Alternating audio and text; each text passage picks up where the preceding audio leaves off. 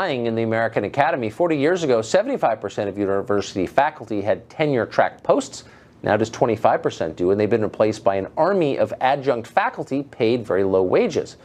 But with college more expensive than ever and professors increasingly focusing on political activism and esoteric interests rather than on teaching your kids, is the decline of tenure truly to be lamented? Well, Kerry Nelson is an English professor at the University of Illinois at Champaign-Urbana.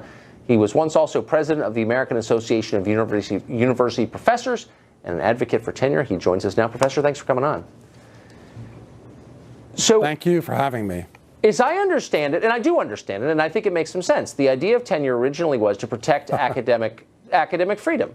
The idea was you should be able to say what you really believe on a college campus. And so if that were true, if it were working, you would see a broad diversity of thought among college professors, and yet study after study, including one just this fall, shows the opposite is true. Of the top 40 colleges, Democrats outnumbered Republicans 12-1. At history departments, it was 30-1. That's not diversity. It doesn't look like America, so it's not working, is it?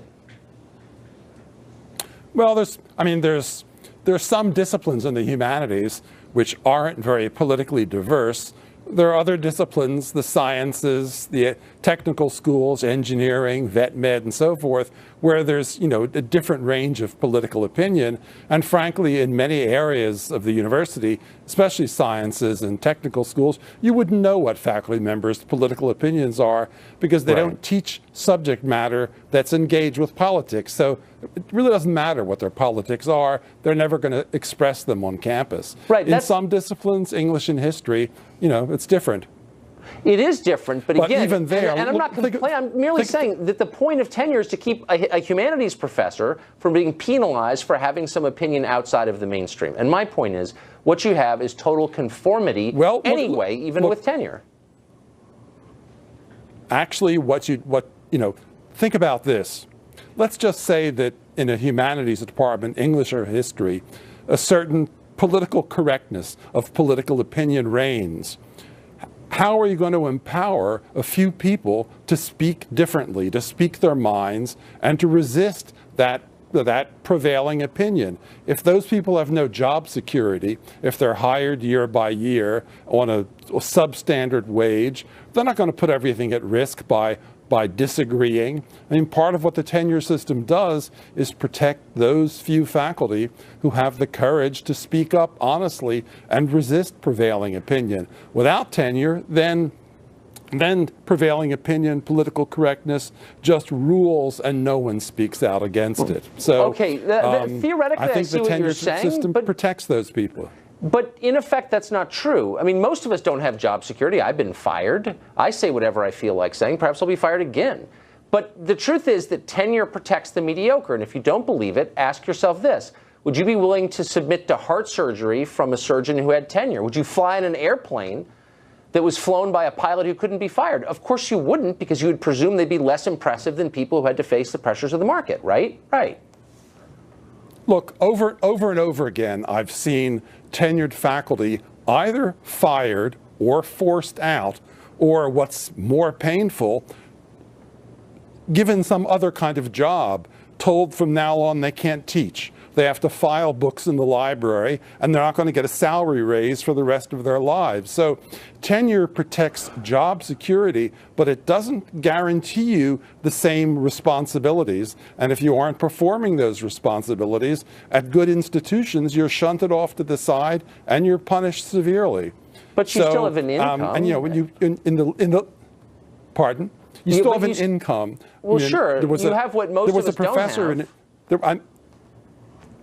We had a faculty member here years ago who was shunted aside, not given a raise for 20 years, and in the end, he was earning as much as a teaching assistant, a graduate student, by the time he retired. So universities can be pretty tough on tenured faculty. But can I ask you a question? In your lead-in, you were saying, sure. Why, if it was so frustrating and he wasn't able to pursue his discipline in the way he felt he needed to, why didn't he leave and go somewhere else? I mean, maybe it says something about his desires, which are basically to have a sinecure and just, get a check and free meals and use the college swimming pool. I mean, doesn't that kind of say something about him? I'm not being mean, I'm being sincere. No, I think people, the training for a professorship is anywhere from sort of 6 to 9 years.